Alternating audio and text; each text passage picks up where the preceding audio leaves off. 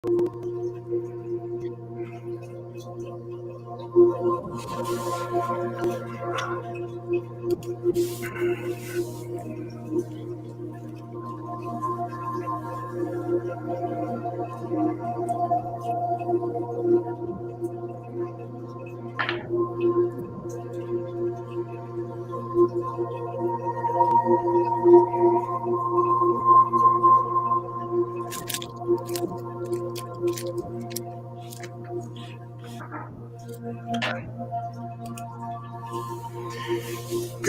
evening, everybody. Good evening. Come on in. Good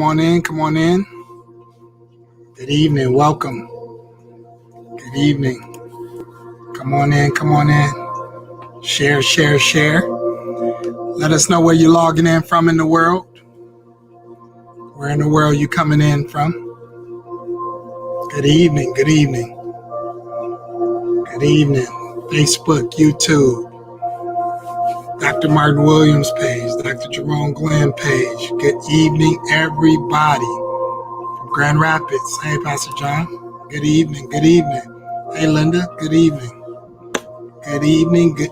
Where you coming in from? Where you logging in from? Brooklyn, New York. What's up, Brooklyn? To the BK. Good evening to you. Good evening. Everybody log in. Share.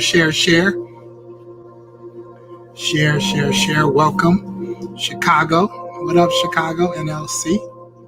Hey, Grand Rapids. Good. New Life. Wyoming. Good evening. Good to see you. Chicago. Omaha, Nebraska. Hey. It's good. AWC in the building. North Carolina in the building. Good to see you. Sunny San Diego. Good. Why do they have to do that? Right. Milwaukee, Wisconsin. Good. Thanks for logging in tonight, everybody. Thank you. Good to see you tonight. We're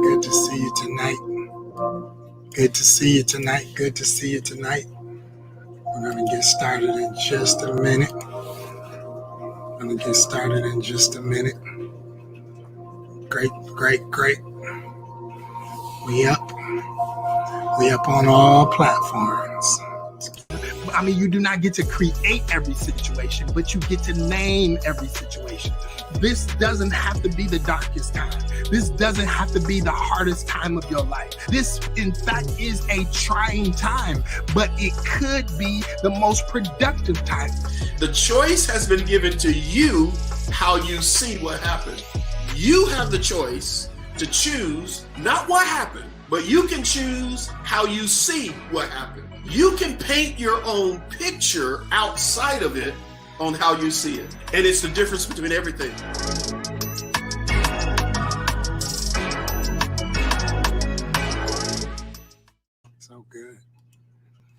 So good. We here? Wow. Hey, everyone. It is such a blessing to be with you tonight. This is a very, for some of you, this may sound like it may feel like a spur of the moment time, but it's really not. We're going to be talking about leading in transition.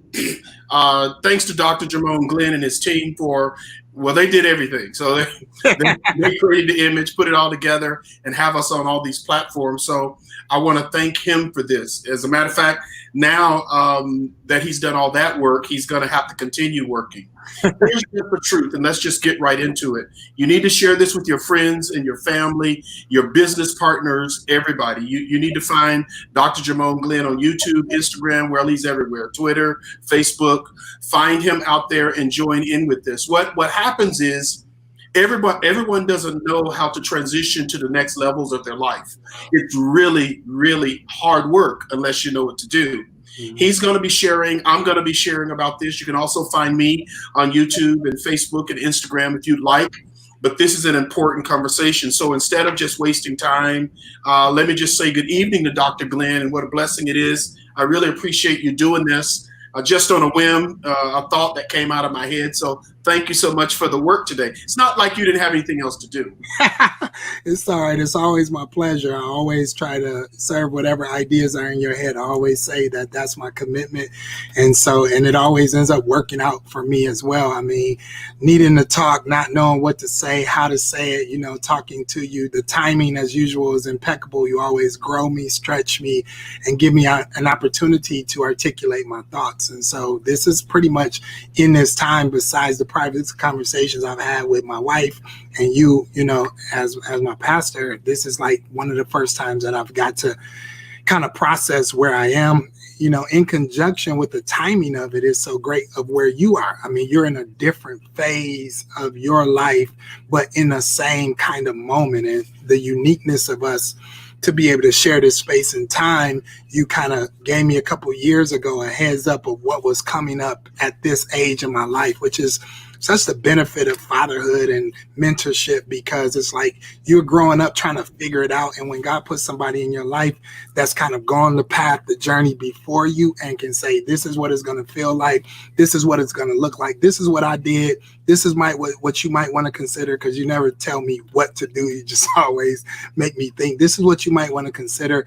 And to literally have those last 2 years unpacked and walk right into this moment that we're in right now, where we're both on two different sides of the same situation, is just a treasure and a treat. It's a jewel. And I'm just honored to be having this conversation, and I hope that people can be blessed by it, because the world is in transition. So everybody's in transition. And so I think it's so important and apropos tonight that transition is sort of a natural occurrence in everyone's life. People may not notice it.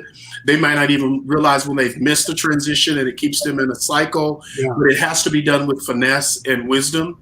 So tonight, it's very important that we discuss this. So because you and I are in transition, yours is so unique in God's timing, how he's doing it, the perspective of a pandemic, your plans of how you were going to get here. So I want to ask you first, first up, how can you tell? And for those who are out there, feel comfortable chatting. There's a chat there. Talk to us as we're going through this on Facebook and all these platforms. Dr. Glenn, for someone who's wondering, what does transition feel like? How can I tell God's getting ready to do something with me? I really feel like everything's all over the place, but how do you know that something new may be coming for you in your life? Man, I think for me, it was, I could just feel this. It's almost like, I guess I can describe, I was outgrowing my clothes, maybe, it's like, I could just feel that there was nothing wrong. I was loving what I was doing, but I was having a growth spurt. And I didn't know what to do with it, how to process it, what was happening, what needed to happen.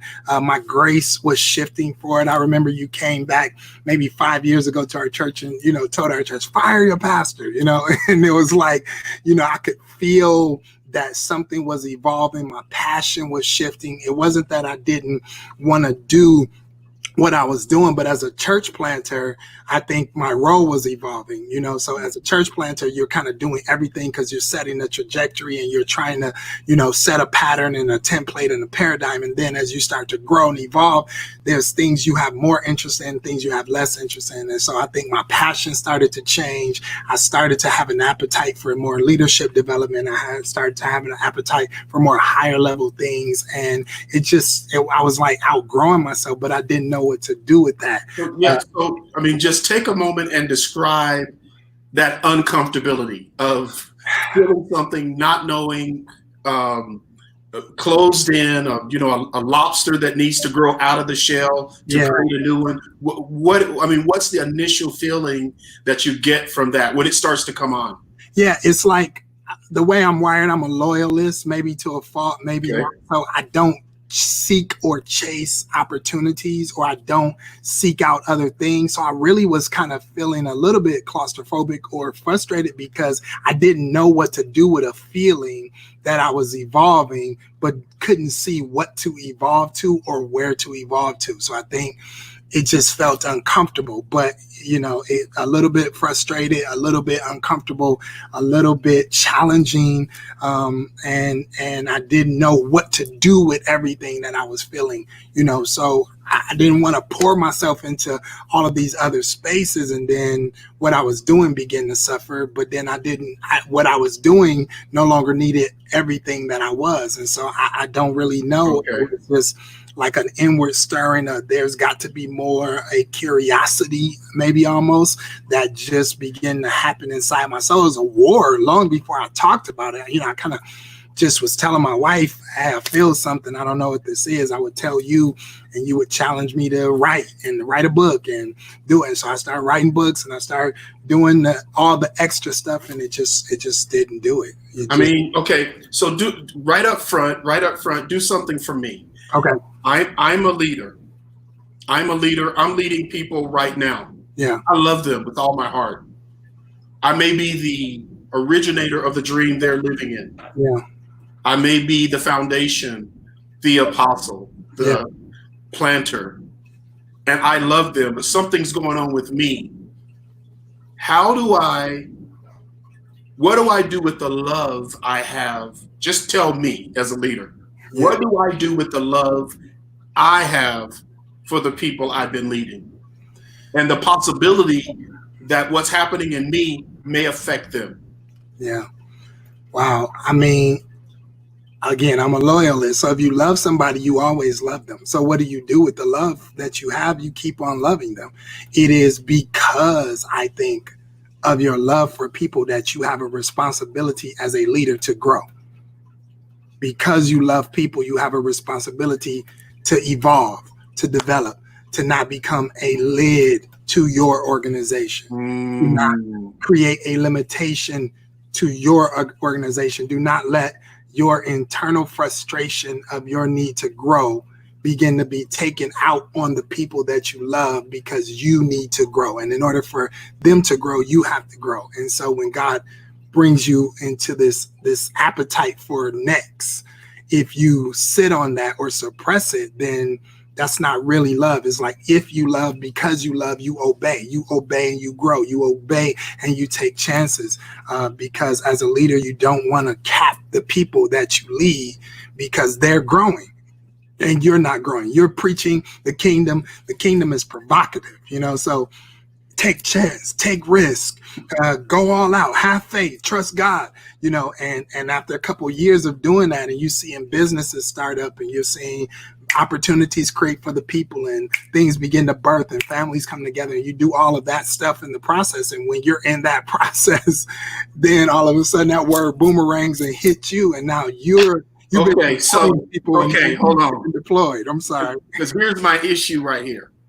You talk about it so fluently, you could talk about that one subject for over an hour. Yeah. Here's my process as a person that may be going through it. Is your perspective new?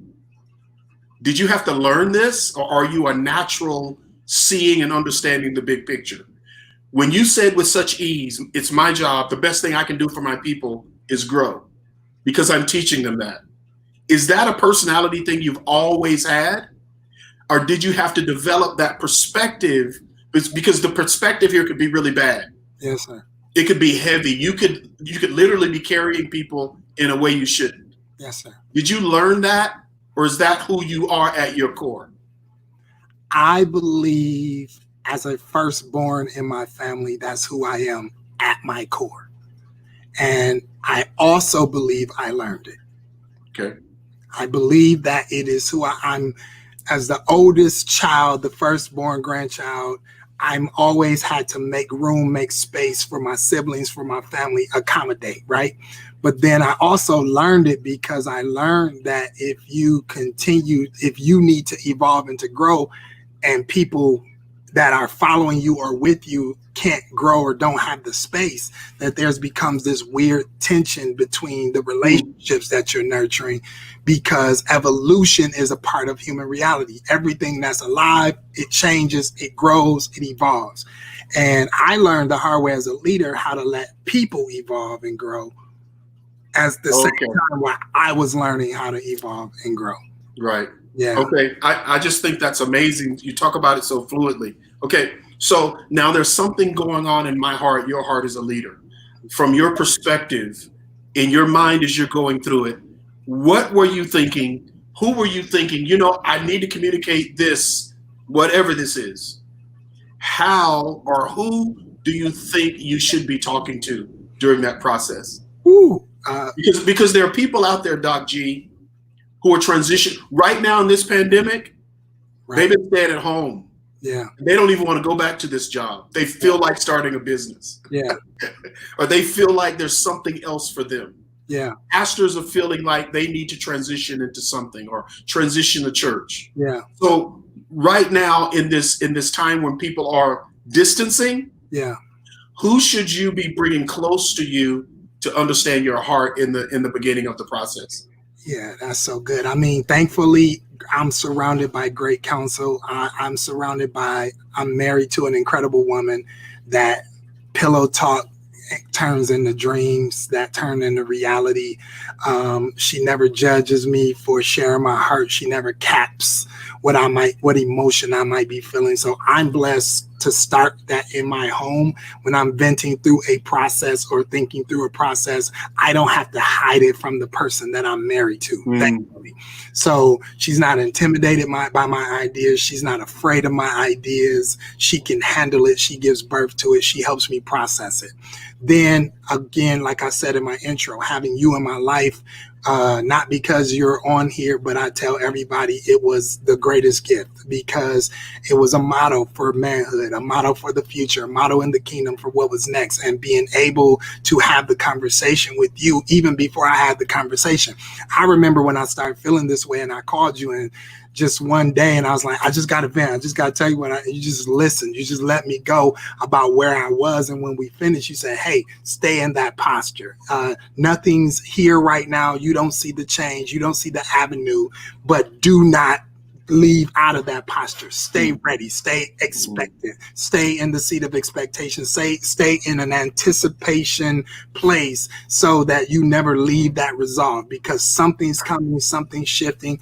And you would always just speak, you're going to the world, people going to know you, this is going to be incredible, this is a couple years and a few years, this is it. And you were speaking to my life even when I didn't see what was next. And so having great counsel, my spouse, my pastor, other leaders, I have great friends around me that I could vent to. I talked to Pastor Hannah, Pastor John Hannah, Pastor Ricky Allman. You know, these are my brothers. I could talk to them. I could communicate and express some of the frustrations and the tensions that we were facing. You know, so my leaders, my friends, my counsel, my pastor, my spouse, just in the multitude of counsel, there is safety. And I think what kind of personality does it take? Because I'm just telling you, you are rare. You may not know it or understand it. You are rare. What type of personality does it take to gather a team around you that you're not intimidated by? Your ego doesn't flare up. You don't take their counsel as demeaning you. Or suggestions. Right, or suggestions. What type of fortitude should a leader who's listening to us tonight, what type of fortitude and personality should they develop now so that they'll be able to bring a team around them and actually know how to use that team for their betterment and transition?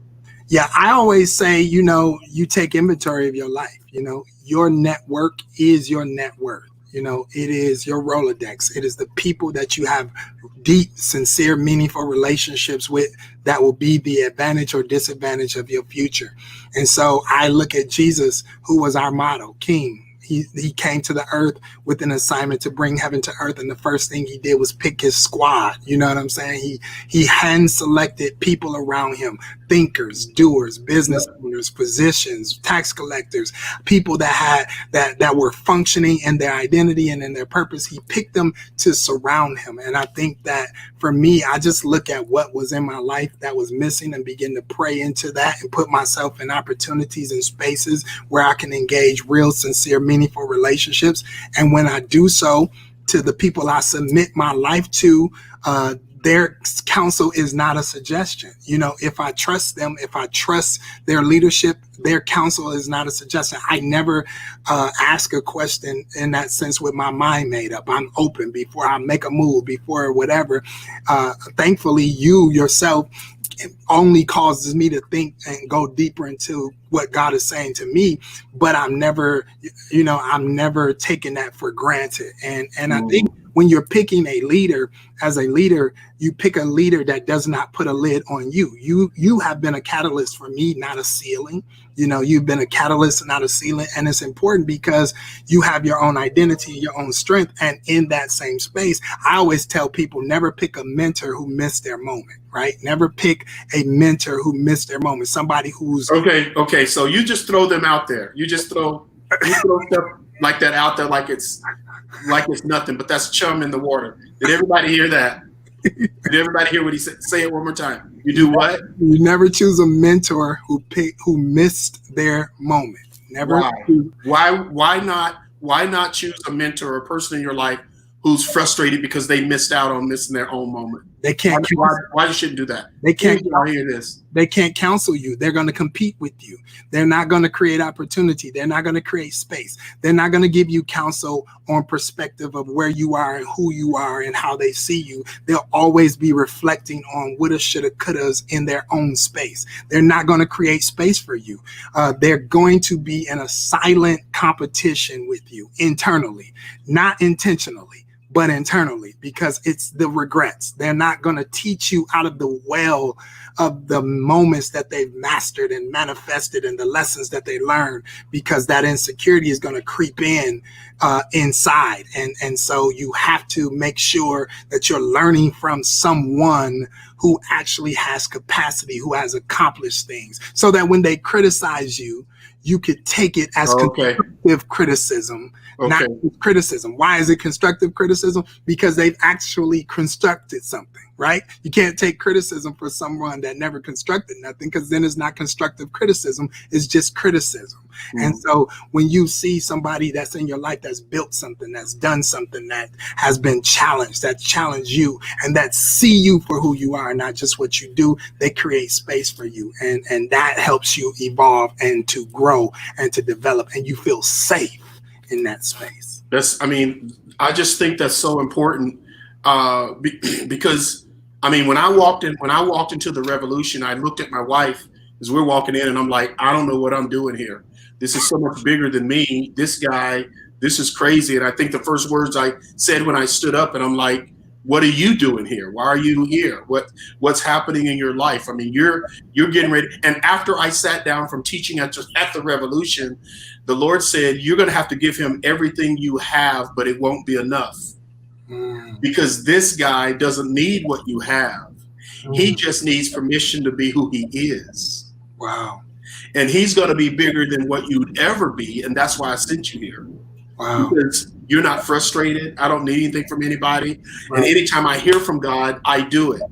So just being in that space and seeing you in that moment, seeing you on the biggest stages, seeing you in the biggest formats, seeing you in places where there will be literally millions of people hearing God's word from you, seeing you on that stage was something that I knew would happen and dreamed it would happen, supported that it would happen, defended that it would happen, and suppressed all negativity that it would happen. That was the whole goal. But I just God had to show me what it was. Yeah, but that moment in our life, for me and my wife, it secured us in a way you can't imagine, because a father sees the son from afar off. The ability that you saw us for who we were, not because you needed anything from us, because you certainly didn't, not because you wanted anything from us, except for us to develop and mature to everything that we were. That was the point, and that was what your greatest desire was brought tears to our eyes. It was humbling to have somebody at your level at that point in time enter into our life with the goal to make sure that we exhaust everything that we are and never get comfortable and never play back, and never think that we had already arrived. Your seeing ability ability to speak every time I'm with you, have any encounter with you. My baby leaps, you expand me, my thought, you make you stir up inside of me because of that ability. And you're so unassuming and so brilliant, you know what I'm saying? And it's like, and then to follow you home to Omaha, you know, to follow you to the places where your footprint leads, and your footprint is so giant. I mean, you reach nations, you father nations. Like literally, we were on the conversation the other day, and literally fathering nations. Our network, our brotherhood is from, you know, you've got 5 different countries, and yet you're so chill and laid back and brilliant at the same time. It created a space for us to be safe, to dream, to question, to be concerned, to set a model. I mean, even now, who knew that our relationship would even set a model for some of our church right now, who's saying, well, you're my only pastor, I don't want nobody else. And I'm like, guys, just look, my pastor lives in Omaha, Nebraska. I'm not moving to Omaha, Nebraska. He's not moving to Chicago or Grand Rapids. I talk to him all the time. I'm connected to, like, what are you talking about? I'll still eat from the table. It was, the whole thing was just a divine setup. Right. But having you walk your own path as a church planner, as a business leader, as a business owner, as a father, as a husband, it just set up a standard and gave space for us to evolve and to blossom and to bloom. So I mean, you're not there yet either. But now, everyone. So me and Doc G, we haven't practiced this. We're just sort of on this call, so we don't really know what's going to happen. But I really want him, before this is over, to explain to us what he's doing and how he's going to use it. So what is he doing now? Where is he at? What season has he transitioned to? And how is he going to use what we're talking about now to be a leader of leaders, to be a father to the sons he already pastors, to the hundreds of sons that now God's going to send to him, to the people, all the nations that God's going to bring to him in this time in his life, because that is the plan. And for you folks out there, please, please, please do not underestimate what you're hearing. Do not underestimate what Doc G is talking about from where he is, because this is like antibodies that you're getting. You're getting an infusion of someone who's gone through something. So what you're getting right now is going to shortcut you. It's going to cure a lot of your ills. It's going to bring down frustration in your mind. It's going to open up revelation to you, so you'll know how to do it. You'll know how to deal with a mentor who may be fighting against you. You'll know how to deal with an impossible or uncomfortable situation. So Doc G, here we go. How and do I need to know when and how when I'm in my situation? I feel like I'm in transition. Do I need to know when it's coming, how it's coming, and what's next before I say yes to God? Well, you know, for me, you've always taught us to create a culture of yes. So in our home, we create a culture of yes. In business, we create a culture of yes. You say, you know, you can't walk away from the deal. You can't back out. You put your yes out front.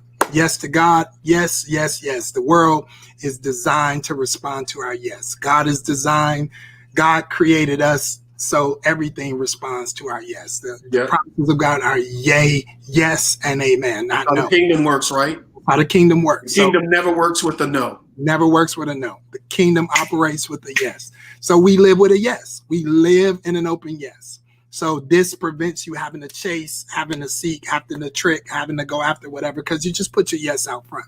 And then you negotiate the how and the when. The how and the when is where you get to negotiate, where you negotiate. You know, that's where you get to create strategy and have conversation and have communication. And it's funny because it's like God gets you to live with a yes. So then once you say yes, and then when it's 12 months out from the yes, you're like, oh yes. And then when it's 12 days from the yes, you're like, are you sure? And he's like, no. We already said yes. Like, there's no going back. Only thing we can talk about is how. right now. And the only thing we can talk about is when. And God, I think, does that in the kingdom to keep you ever close to him. It's like Abraham, will you give me your son? Yes, I'll give it to you. I don't know how this is going to happen. I don't know when. He goes up to the mountain. He lays the son out. He's like, listen, God's going to provide a sacrifice. We don't know. He tells the man before he comes back down, we're coming back. We don't know how this is going to work. We don't know what God's going to do up here. We just told him, yes, it's important for us to go up here and take this journey. Yes. And when he gets up there, he's thinking that God wants him to do it one way, and he grabs the knife and prepares. And God says, I got a different how. I got a different how that you didn't expect. But what was important, what the real sacrifice was not your son. The real sacrifice was you, your heart, your intent.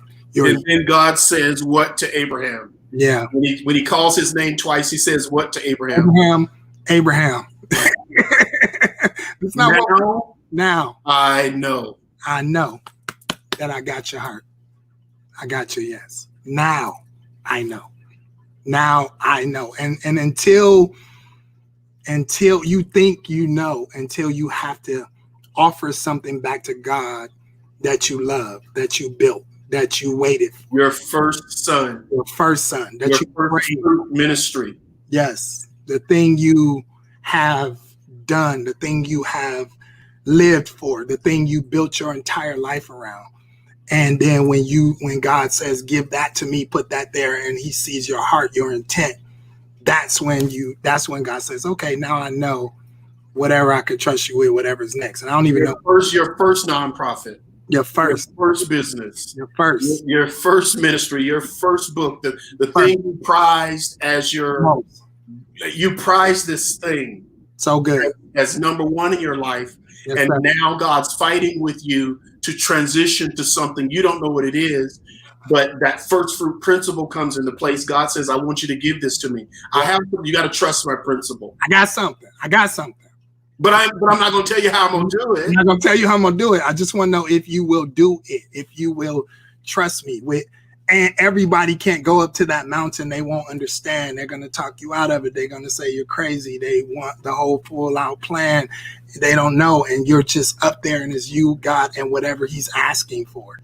And sometimes you got to leave. Sometimes you have to leave the people who love you the most. Yes, sir. At the base of the mountain. Yes, sir.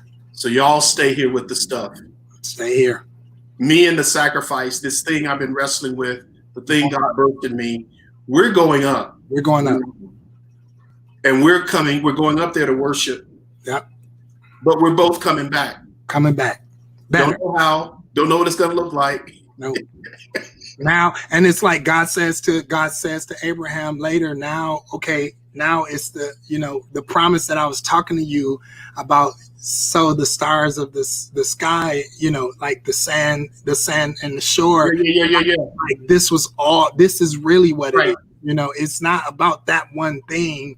Everybody's going to benefit from this going up here into this. That's what I'm saying. Enough space now you've created. Now it's not just you and Isaac. Now it's us. It's the seed of Abraham. Now Jesus is going to come through the lineage. Now so many things are going to happen because of this moment that now nobody could see it in the moment. But now that you've given it, now that you've sown it, you can't beat me at sacrificing. Now that you've sown it into the ground, giving it back to me, now I can create what was expansive that you could not see while you was holding on to your seed. Because Isaac, the revolution, the books, the studio you built, the position with the city, the counseling to the mayor, all that other stuff, the people who were in revolution, all of that, it's not going to die. No.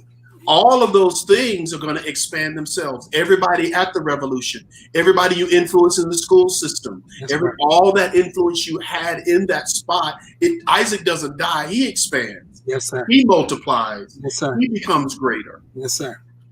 Yes, sir. Absolutely. Generationally.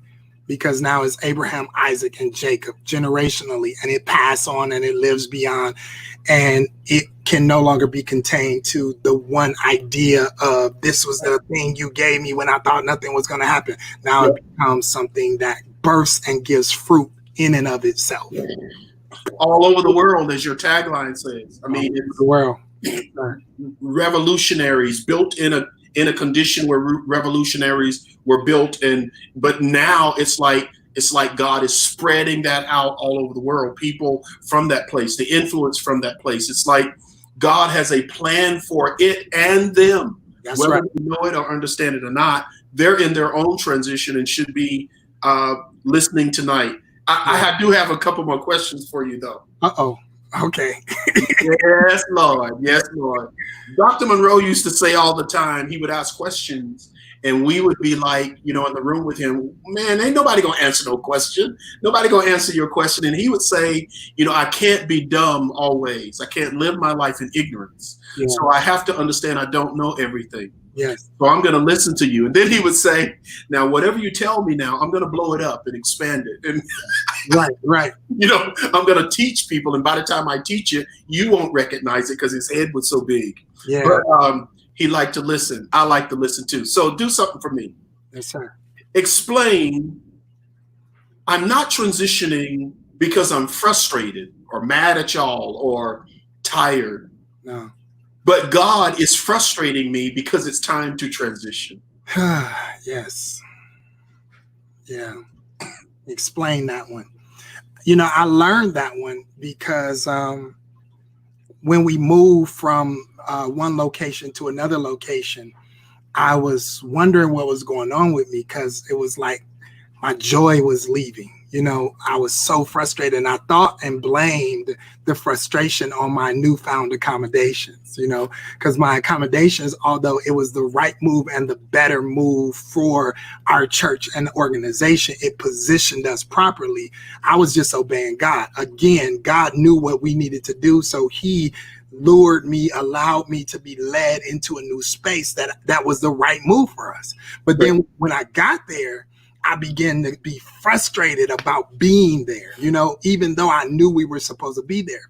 And so I'm finding all of this frustration inside of me. And at first I thought I erred on the fact that I blamed the frustration on my facilities, on the place that I was. That was where I was giving it. And I was, it's this and this, and they did this, and this, and this isn't like this, and all the frustration. And then when I started sensing that was not the case, that really God was shifting me, and that the word that had been given to me at our 10-year mark and the growth that was being required of me, and for me to now, after deploying people and teaching people to be deployed, now God was preparing me to be deployed and telling people there's salt, light, yeast, and seed in the earth, and they were going to be put into different spaces. Now I felt God was now pushing me out into the same space, even though I didn't know where that was. And I realized that my transition or my frustration was God frustrating me so that I wouldn't remain comfortable, so that I would not kill what I was birthing or who I was birthing, and neither would I allow it to kill me. And that he was requiring me to grow and demanding that I grow. And I tried to do it in every way. I'll use technology, or I'll use the internet, or I'll try this, or I'll try this, and God was like, yeah, all of that is just preparing you, but I'm causing the internal frustration inside of you so that except the seed go into the earth and die, it cannot produce a harvest and fruit. And God's like, the next level requires a death, a sacrifice, a internal frustration that then will begin you to have a faith journey and be open to something that you were not open to. Because you're talking about being open, I mean, to move, to leave, this the revolution. We baby kids, we don't die, we multiply. Like, what do you mean? Like, like this is forever in its own sense. And just the thought that God will let this internal frustration begin to fester because he wanted to birth something else that was beyond what I could feel or see. What would have happened to your life? What would have happened to your life, my life, or any leader's life, if God I'm frustrated because of the building, and you were able to realize, that's not it. There's something else going on. Yeah. What happens to our life if we don't realize that it's God frustrating us? Yeah. Versus because it could come across, I'm mad at the people, I'm mad at the building, I'm mad at y'all, I want to get away from y'all, I want to do all this, but then that has nothing to do with that at all. What happens to the leader that doesn't realize it's God doing it so that you don't get comfortable? They die. They die. And everyone that's with them suffers. Moses is the example that I have. Moses is the first that comes to mind. Moses goes up to the place called Kadesh Barnea. He's in distance to see what's next. The people are frustrating. They're asking for water. Moses is like, y'all want water? I'm trying to get you into land ownership. I'm trying to get you into land. You can get your own water. We about to divide this territory. Everybody's a king. Everybody's walking in their own place. Y'all frustrated about this little moment. And Moses, instead of realizing that God was frustrating the process so it can push to the next, he let the people's frustration impact him. So God says, speak to the rock, speak to what was next, and cause it to gush water. Instead, of course, everybody knows he hits the rock, he strikes the rock, and a different outcome comes. Moses dies right there. The people got water. They got what they wanted, but Moses didn't get what he was promised, because the leader that does not evolve and recognize when God's frustrating them and let people frustrate them to be comfortable or to give them what they want will always never be able to lead people into the new place that they belong. So yeah, I think that the pain of that frustration, the pain of growth, the pain of change, right? The pain of change is the thing that you care. You like what they saying, what do they want, and you know what you're supposed to be doing, but you know what they want, and you're trying to make it work like you want it to work, and you're trying to make it fit the way you want it to fit. And God's like, I'm doing it a different way, and all of that is a culmination of frustration. That if you don't know what to do, you will die, and you will cause the people around you to die. Your health, I mean, not just spiritually die. I mean, your health will get bad. You can go and sink into depression. You will be hating to go into the office. You will hate to go to the church, to the building. You will hate to go into the organization, because growth, evolution is a part of everybody's process. And it's unfortunate in church that sometimes church, and this isn't true for Revolution, which I appreciate, but in some organizations, everybody gets to grow except for the pastor. Exactly. Everybody. We want to keep that pastor right where he is. We need him right there. Don't be shifting to the side. Don't be changing around. Don't change the dance. If this is what we're doing, do this. Inside. Yeah. Don't go to no new dance. What you doing? Don't do no new dance. You didn't preach to me the whole time about evolving, but you can't evolve. You need to be who I need you to be. You need to be. Listen, Pastor. That's right. Pastor. Your message of the kingdom is for me. You talk to me about going. You talk to me about doing business. You talk to me about moving. You talk to me about obeying God. You bless me. You deploy me when I want to come up in front of the church. You send me out and tell me, God bless you. We believe you. We deploy. But you need to stay right here. You better not grow. You better not believe none of your message. You shouldn't do it. And it's like, when you got to eat what you've been teaching, and God's put it there. And thankfully, the Revolution embraced, like, it was almost, even though with tears in their eyes and the pain of it, they were not selfish. They were not trying to retain me or hold me. Yes, they miss me, but the idea of my evolution was like their prayer. It was like their dream. It was like, yes, we want more for you. Yes, we see that is more for you than where you are and where this is. And so it was just love that was feeling away, but not selfishness, thankfully. You know what I'm saying? I mean, some people I imagine was selfish, but I'm talking about my core, my people that rock with me to the end, not the people that left me when I no longer gave them what they wanted, or that no longer stood by me when they found out that it was changing. But I'm talking about the people that wanted to see the growth, the evolution of not just their own idea and identity, but also my own idea and identity. And that is probably one of the greatest gifts of generosity, to lead a people who wanted me to evolve also, even at the cost of what it would cost them painfully. Wow. Yeah. I mean, I think that's amazing for any of you, because I want to prepare you for this question, Doc G. I want to ask you, because there's a communication piece to this, right? There's a communication piece. You have to decide who you talk to first, all these levels of communication. Which levels of communication are there?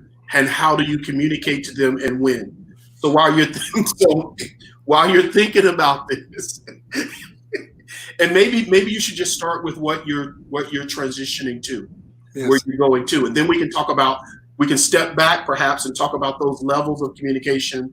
What's the timeline of that, and what do you say to which people? So everybody at AWC, everybody at Revolution, I mean, please right now text someone, tag someone, call someone, and tell them, because what's happening now in this time, it's more kingdom than what people realize. It's more actually how the Bible really works. Yes, sir. Than religious churches, especially. Yes, sir. Especially, oh wow, I don't know how to say it. Say it, Pops. Oh man, I'm trying. Just say it. Yeah. Ethnic churches, denominational churches that we're used to the bishop dying in the pulpit, churches, we don't learn this stuff. Yes, sir. We don't learn them. So everybody gets stuck in a church with a bishop with 15 robes, yes, sir, and 20 people, because we're not living how the kingdom says to transition, succeed, yes, move sir, around in the kingdom. We have our own system. So there are people that just need to hear these answers. yes, It'll sir, help them understand more about the Bible, because I thought Doc G was going to go to Joshua, Moses, David, Solomon, Elijah, Elisha. I mean, even Samson. All of these stories, Ruth. Everyone. All of them are people who transition, especially in tough times. Yes, sir. And how leadership in the kingdom is supposed to be passed on. And so share this, and I'm just going to ask Doc G. So what are you doing now? Sort of describe to us where you're headed. What doors has God opened you up to? What does that look like you're next? Yeah. Do you want me to talk about the communication one first or this one first? Which one do you feel more comfortable doing first? I think when you ask about communication, how to communicate transition, I think that caring, I thought about this a lot. First, caring, right? Bishop Abney used to always say, people don't care what you know until they know how much you care.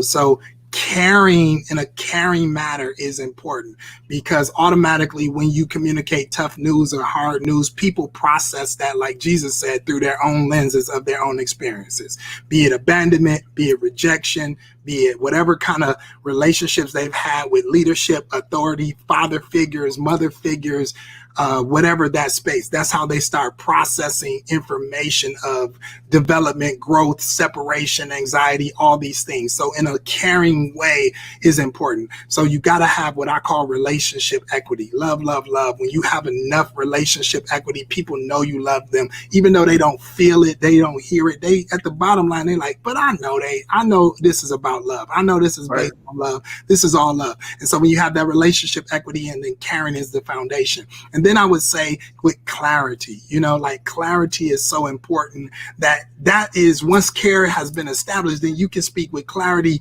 and get the emotion out. Because when you talk with clarity, when it's concise, when it's clear, then people can hear what's saying. They can process it. They will process it their own way. But clarity is so important. If that's a written statement, is that's just, people might consider you to be dry or not passionate. I mean, we've had some times in a talk, that it was just, they wanted me to cry. They wanted me to break down and fall on the ground. They wanted me to, roll. But I needed to be able to be a leader that could provide clarity, right? It was tough. It was hard. Yes, I cried, but I needed to have clarity. And then continuously would probably be my last one, over and over again, saying it again and again and again, because, man, people don't hear you. They do hear you. They didn't hear you. They thought they heard you. They heard what they wanted to hear. They heard what you said. They heard what they thought they said. They heard through their ears. They heard through what somebody else said. So continuously is so key. And against better judgment, when I started this transition to move to Chicago, to move from Grand Rapids to go to Chicago, and when it started, the conversation first started, the story started, Pastor Hannah talked to me. I called my wife drove from Grand Rapids to Chicago. She was like, what? I'm like, yes, this is what Hannah said. She's When like, was this? Yes. How long ago was this? This was in August. Conversations between you and I is 2 years ago. 2 years. Pastor, go ahead. Yes. So 2 years ago, you and I talking, you like, stay in the posture, something's coming. Stay in the posture, something coming. I'm like, I don't know what it is. You're like, don't worry about it. We try to buy the building, try to get the building. Building wouldn't buy. You said, this doesn't make any sense.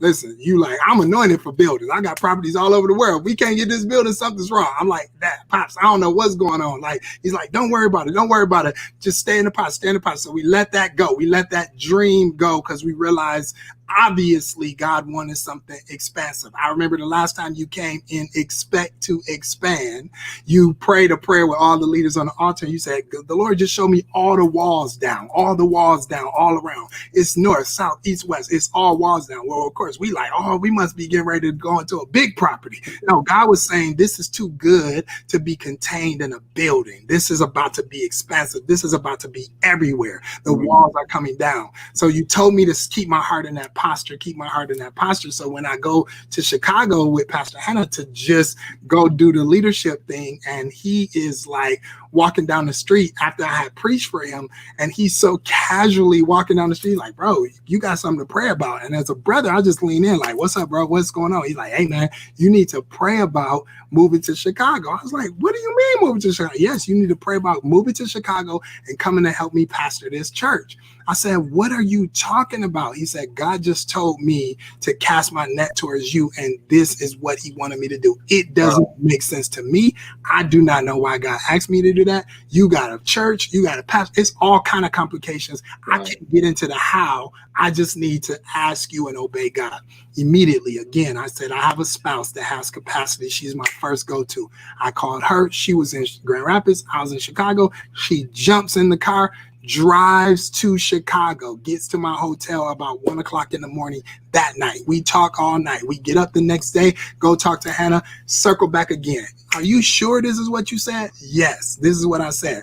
Oh my God. So then we go into prayer. We in prayer at the end of the conference, and God uses this lady by the name of T. Renee Glenn. She then turns around and prophesies, take the mic down, prophesies to me and Hannah, says what nobody knew at this point. Pastor Hannah hadn't even talked to his wife really about what was going on in his head, because he hadn't seen her because she was working on her nurse shift. So when it was over, the four of us got together. We sat down and talked. Me and my wife left her. We got in the car. We called you and Mom immediately. Listen, we FaceTime y'all. I remember, and the signal dropped. Where are y'all? What are y'all doing?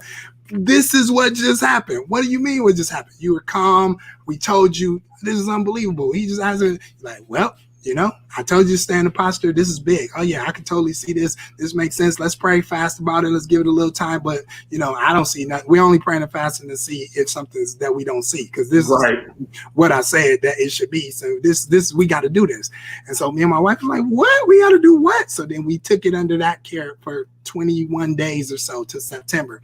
September came, Expect to Expand came. When Expect to Expand came, you came. My friend Ricky Allman came. They all preached, talked about it. I talked to him about it. I talked to you about it. We got there. We started telling these multiple conversations in multiple rooms about what was going on, what happened.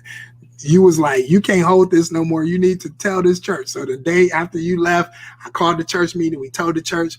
That was 8 months out. Now, everybody says 30 days, shock them, you know, shock therapy, just 30 days in, out, tell them, and it's over. And I just didn't feel good about that. It was too deep a roots. And when I talked to you about it, you was like, it's fair. You know it.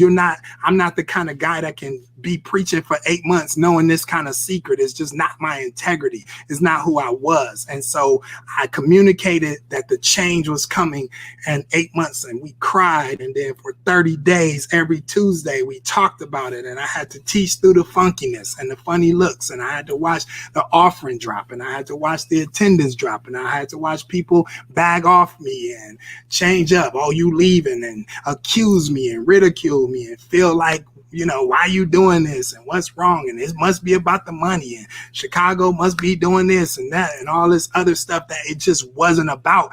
Little did they know 2 years ago, a year ago, 6 months ago, God was frustrating me. Things were shifting. And because I don't go after any opportunities, this was Matthew 6:33. I taught the revolution. We don't chase opportunities. We attract them, right? We just be and stay in posture and seek ye first the kingdom of God, and all these things will be added to you. And so when this was added and we live with a culture of yes, I can't teach you to live with a culture of yes. And then this comes to me and I say no, I got to say yes because I already said yes. And so while we're living through this and watching it trickle down and trying to fight for a vision for what should be and what could be, right, the potential and the possibilities and getting creative. Well, let's turn it into a satellite campus and let's do this. And we're working through the 8 months of trying to figure it out. And we gave everybody to December so they could decide if they was with us or not with us. And everybody's telling me, you told your church 8 months. Are you crazy? That's just not you, but other people like, who does that? Nobody does that. Like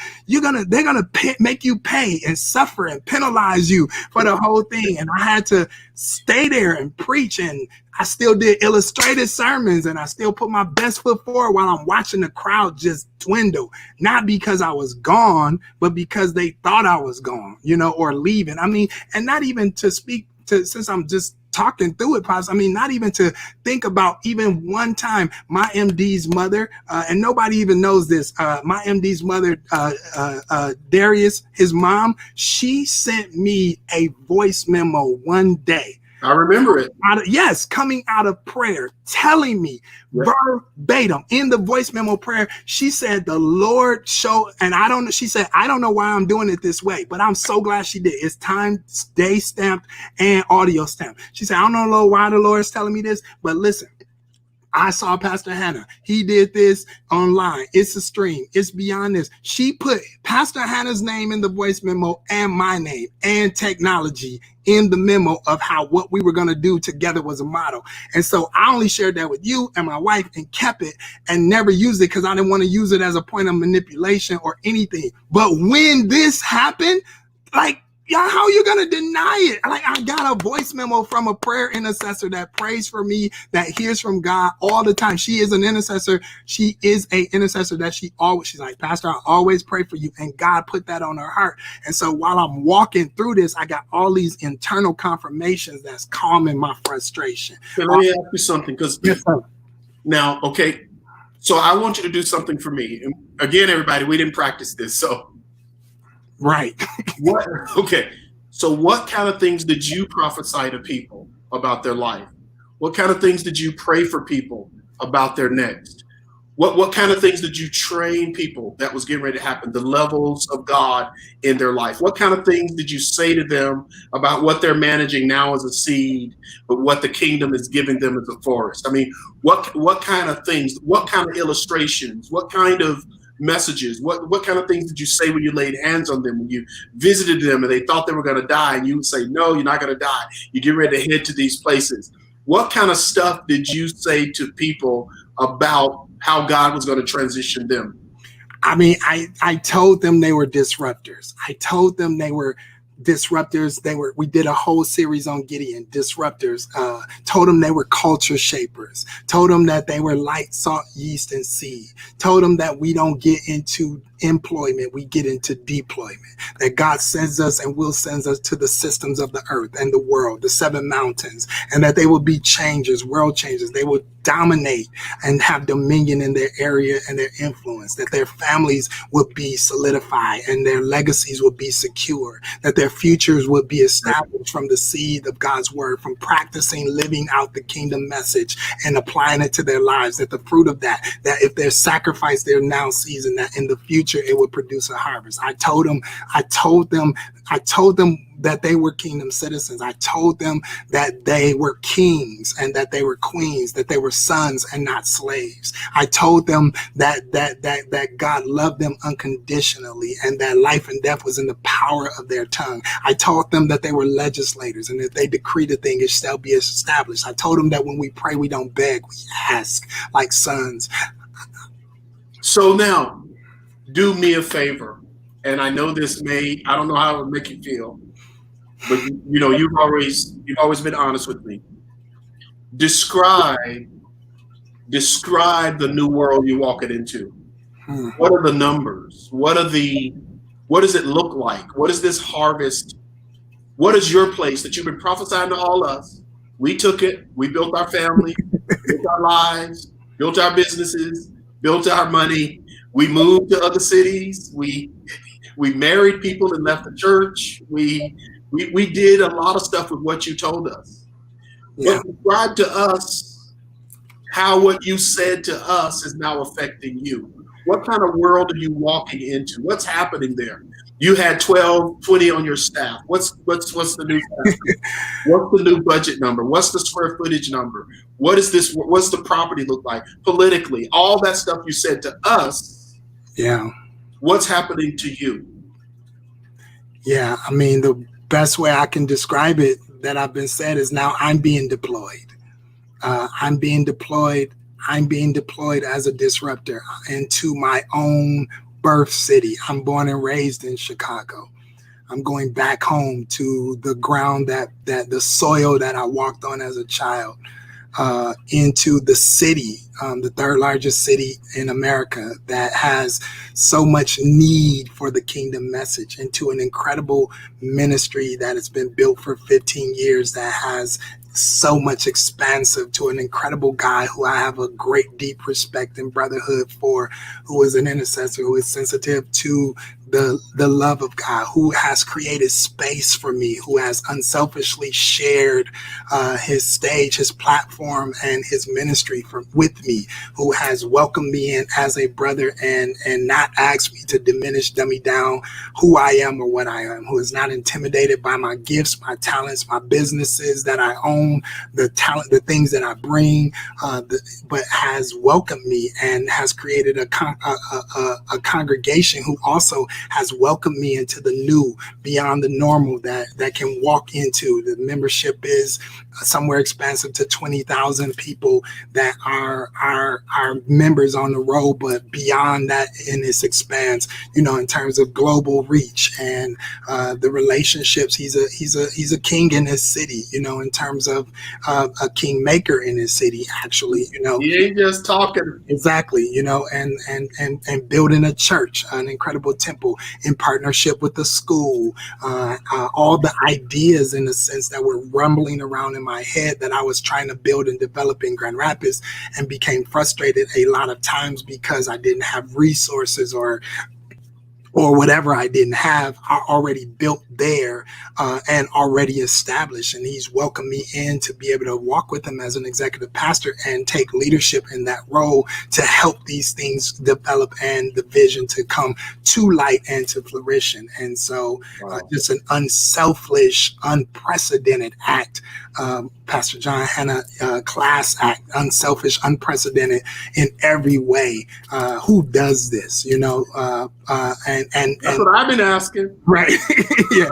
And our history goes so beyond this moment. We have over a 10-year friendship. And so we're walking together, and everything, when I tell you, Pops, everything that I have on paper, that I written, that I saw, that I confessed, that I said, that I preached, that I told people to do, I'm literally walking into. Exactly. I remember one of the conversations you said to me was, you was like, listen, this puts you 25 years in the future. And I said, what do you mean? You said, you have to move on this because it puts you 25 years in the future. I said, well, what do you mean? You said, it would take you 25 years to build everything that Pastor Hanna is inviting you to walk into. It would take at least 25 years for you to build that. So him giving you a 25 year jumpstart catalyst.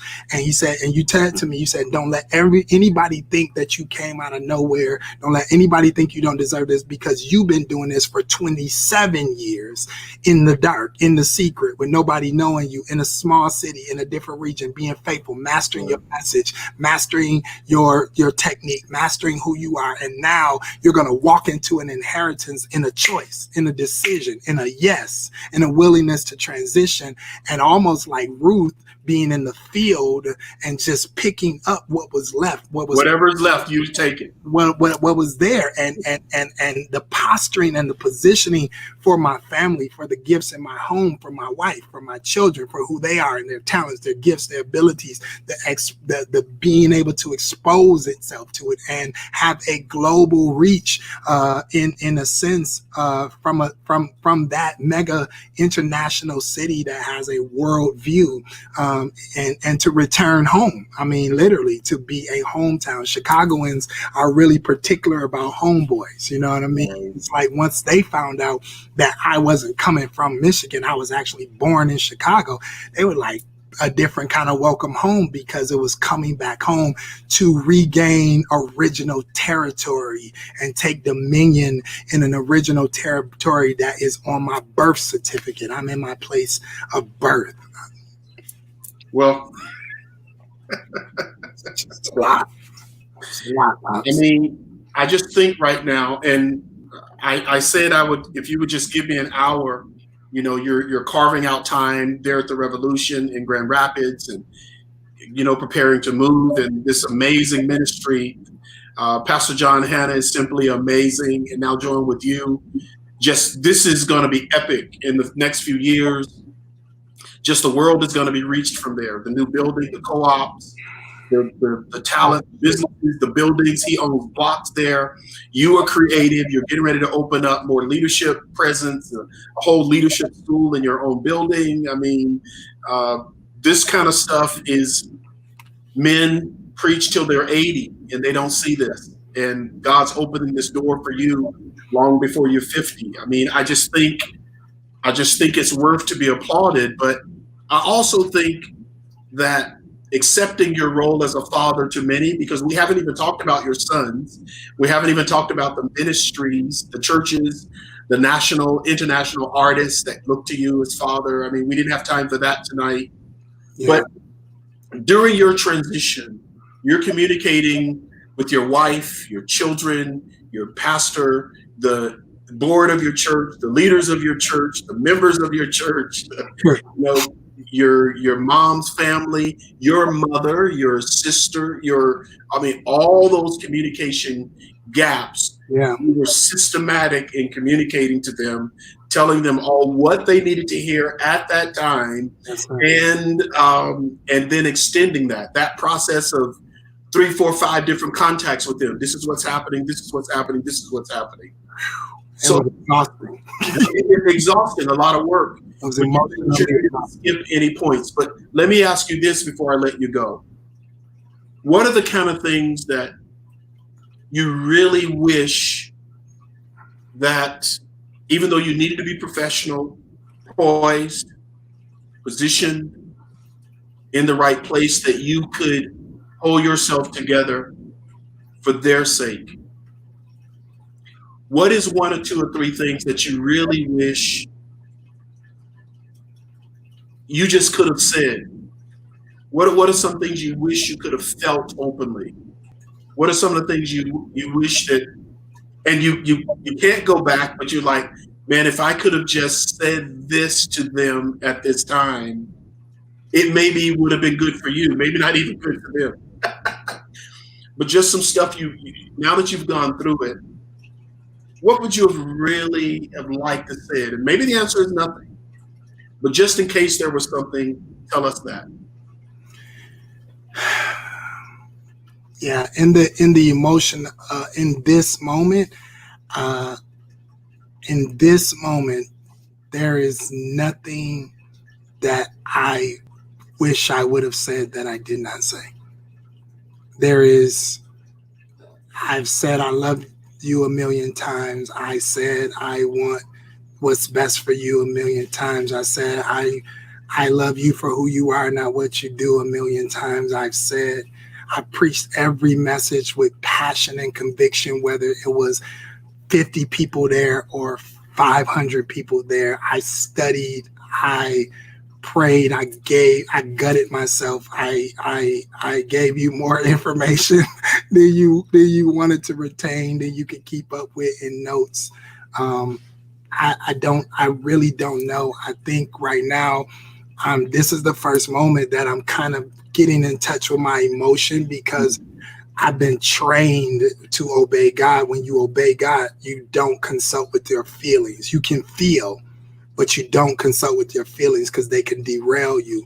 So Sunday, we have a big conversation where we can kind of have a fire chat moment and deal with emotion. But right now, when I try to scratch my head and go, man, what if it was one more message I could preach, or one more illustration I could do, or one more meeting I could have, if I'm honest, I don't think that I've said anything that haven't been said. They might just have to go look at the notes. But I said they're incredible. I said they're phenomenal. I said they're world changers, culture shapers, dominion revolutionaries. I said that I lived it. I modeled it. I spoke it. I confessed it. I prayed it.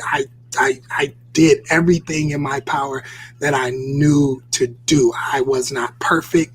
I made mistakes, plenty of them. I failed a lot of times. I was transparent. I served God with all of my heart and all of my zeal and all of my passion in front of them. And when I erred, I apologized. And so I don't know.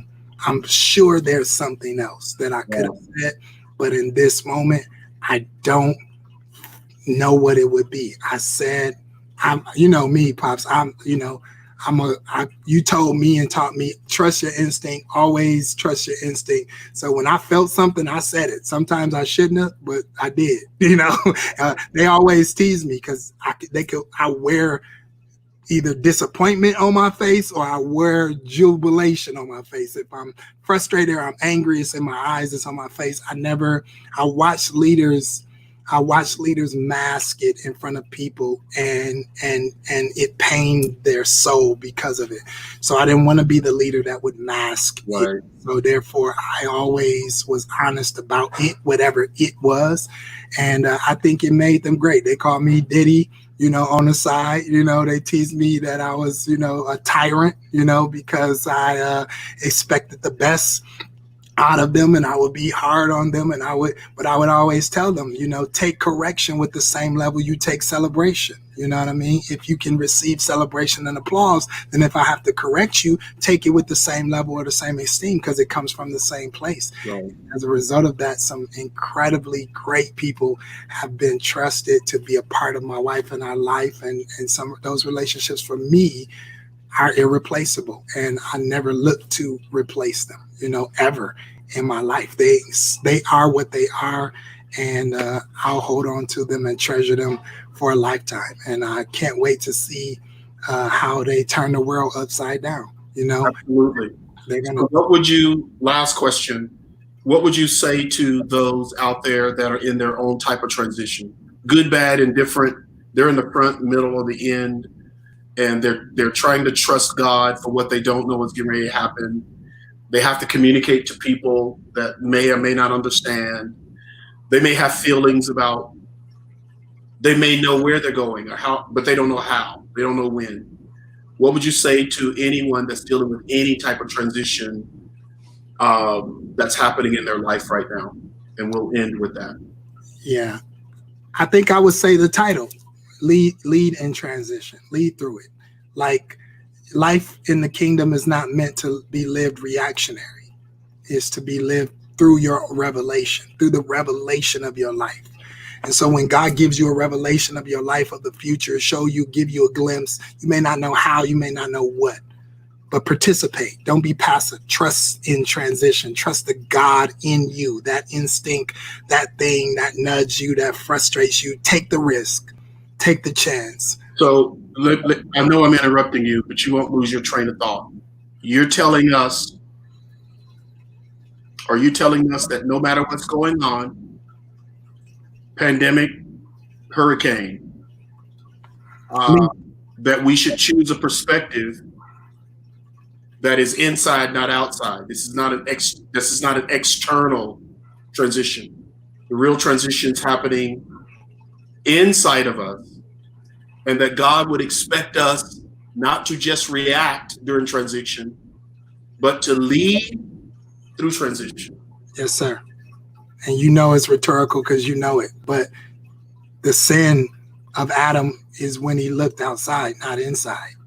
Had he stayed inside, trusting inside, being led inside, moving inside, then he would have led his life. Pandemic, external forces in it, but not of it. We're in this world, but not of this world. We acknowledge pandemic, but it's not the first plague of the world. Like our Bible that we teach, our Constitution we read from has been in plagues. It teaches us how to handle plagues. Joseph taught us how to prosper in a plague. Isaac sowed in a plague, in a drought. Is Noah survived a flood. It's like one thing after the next. The kingdom is an unshakable kingdom. God is shaking the nations, but our kingdom is unshakable, and he expects us to be leaders and to lead our life, lead through transition, not react to it, not be victim of it, but to lead it, take it, make a decision, fail forward, fail. If you think it's failure, it's not failure, but try it, attempt it, risk it, right? Calculate it if you must, depending on the level of dependencies that you have. But right. Those dependents also are depending on you actually making space for them in the future. And so, yes, my advice is for everybody that's feeling frustrated or sensing they are in a transition. The entire world is in a transition. Right. And as Dr. Miles told us before, he in his last book that he wrote to us, the crisis, he told us, he said, the crisis is leadership. The current crisis that you're going to face.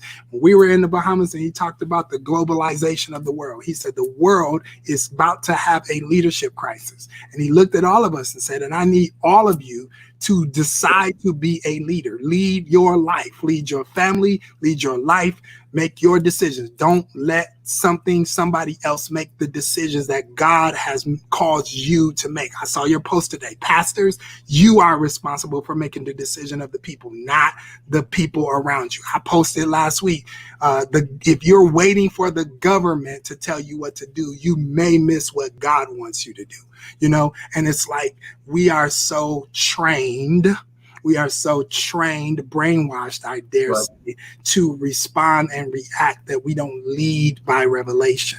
And so I would say to every person that is in transition, not if you are, because every one of us is. We all are, right? To lead through it. This is what Amazon does, as they are now about to be on record, $1 trillion company in America, because they're leading through it. They're not responding or reacting to it. And any company, anything that refused to die, any business, organization, Delta, like, oh, y'all not gonna fly? Okay, we're gonna give you 60% capacity every other seat. We spraying the plane. Here go your mask. Here go your gloves. Southwest, like, we flying everywhere, empty plane or not. You want to ride? If you don't want to ride, then don't ride. We just go, but we still flying. Nobody's stopping because of what's happening. People are leading through it, figuring it out, stumbling into place, walking through it.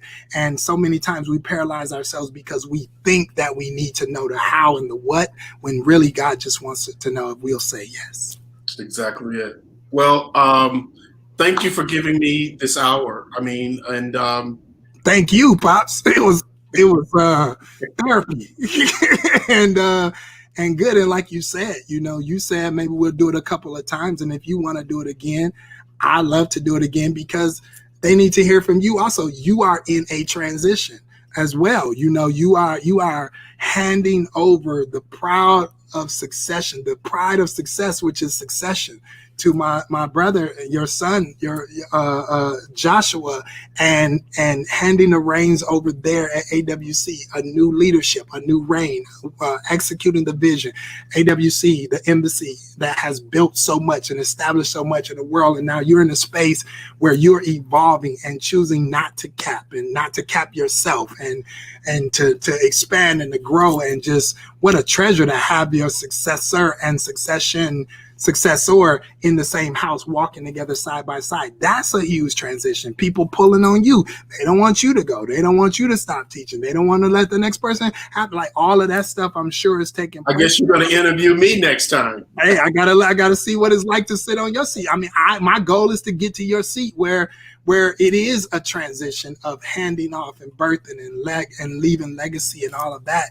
And it's admirable, because in church culture that we see today, somebody got to be dead, sick, did something wrong in a scandal before they hand it over. And you have set it up where nothing is wrong. Matter of fact, everything is right, like really right. Idea. Like really right. And you are raising up Joshua, you know, and allowing even not the selfishness of you wanting to be done at a certain path, but he is getting ready to establish his family and even giving space for his family to be established, for your family to be. It's just so we can do it again, so they could just, you know, hear about how you're leading through transition, because man, I'm not the only one. But thank you for letting me. I felt like it was just me and you talking, but I think it was a lot of people listening to us. So so let's ask them. You know, everybody listening out there, I haven't been looking at a chat. I haven't been looking at any responses. I've just been having this incredible conversation with a leader, an international, interuniversal leader whom I love and highly respect, and he just happens to think I can help him. But it's a blessing to me. If y'all want us to do this again, if you grew from it, you've connected with both of us on Instagram, on Facebook, YouTube. I hope you subscribe, do all that, but send us a comment, whether it's an email, in the chat, say, hey, I would love to hear this happen again. We can talk about it from the other side and from your sides. Maybe you send us topics that we can talk about. We're both leaders that want to see people succeed. And I'll tell you something, Dr. Glenn, I asked God as a young man coming into ministry. He wanted me to start a church, and I said, I'm not interested at all, because I don't want to be, and God asked me why. My wife asked me why, and I said, I don't want to do it because I don't want to be responsible for other people's lives. Yeah. I think that should be God. I think God, so people are like putting them in there. Okay. Please do it again. Yes, do it again. We're listening. But let me tell you, maybe we should read some of these as they come up. Just go ahead and read them, Doc G. Yeah. But I just said to God, so how can I make a big difference? And he said, I want you to do what you don't want to do. Oh. I want you to do. That's the exact reason I'm calling you into ministry. I'm calling you into ministry because you don't want ministry. I'm calling you into ministry because I have people out there who are going to be doing some great things. So Martin, I want you to serve in ministry to people who will be greater than you, who will have a bigger footprint in the sand. Wow. Their roar will be louder. They will travel to more places. They'll preach in more pulpits. They'll write more books. They'll have more sons than you. He said, can you do that for me? And I said, that's who I am. I love to coach. I love to coach a guy, shoot a basketball, catch a football, hit a baseball, and I can't do it. I enjoy doing that. Yeah. That's why I want you to go in ministry. Wow. So I'm in ministry for the lions that have a louder roar. Yeah. And that was what's so rare about meeting you. When I met you, I never met a leader with your kind of capacity that just wanted. I remember when we came to the table, you said, in order to sit at my table, I'm not interested in having a table full of sons that have no son. If you don't have sons, if you're not a king yourself, like, this is a king's table for kings. Right. I'm not coming to be the king over you. I'm coming to engage kings to be kings that need kings around them. I need to be surrounded by strong people, individuals' own identity. You made sure every year when I came to see you, I had to have a book in my hand that I wrote every year. And I came to see you more than twice, but at least 2 times for Kingdom Convention of Nations. I always had to have a book in my hand that I wrote. You made sure I kept producing, always check on my family when you talk to me, not just ministry and church, but how's your family? How's your wife? How's your children? And then how's the children? How's the spiritual children in church? And so it's like, I never met a leader like yourself that only wanted to lead leaders, not lead people who needed, to be led. Well, I'm telling you, I will do that interview if it's you doing it, because yes, I am very selfish. Yes, sir. I am very, very, very selfish. I am very inner focused. I'm Martin focused. And what that means to me is I want to live forever. Right. And I can't live forever if it's just me, because once I die, I'm gone. Yeah. But if I want to live forever, I got to make sure I find people who can do things I can go further than I can, do bigger things than I can do. Yes. And I need to give them everything I have. Yeah. So that's the real goal for me. And I'm telling you, I am so proud of the revolution. That place in Grand Rapids has changed a city and a region. It has preserved lives. It has kept people from being divorced and dying of cancer. It has planted businesses.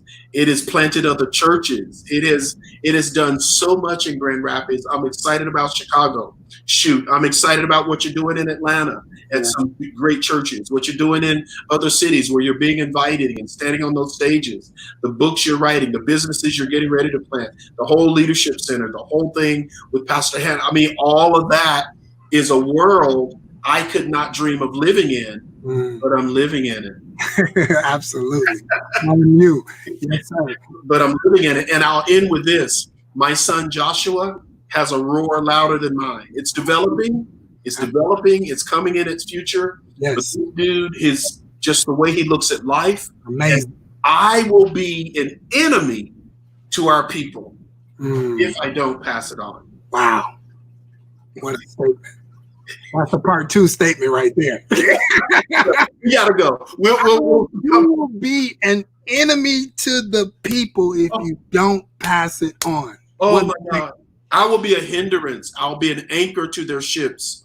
I'll be weight on their plane. How do you get there as a leader? Why is that so rare that most senior leaders can spot the person that has the roar that's supposed to, but either I know there's another side because Joshua is super, not only intellectually, spiritually capable, but willing also to do and whatever that process is.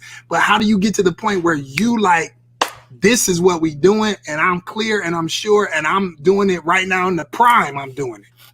I have to do it. Michael Jordan did the right thing, Chicagoans. He did the right thing. He retired at the height of his game. Right. The worst thing he did was try to come back. Yep. You have to die before you die.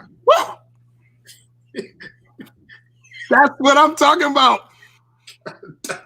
You gotta die and you go into sage mode. You pick somebody.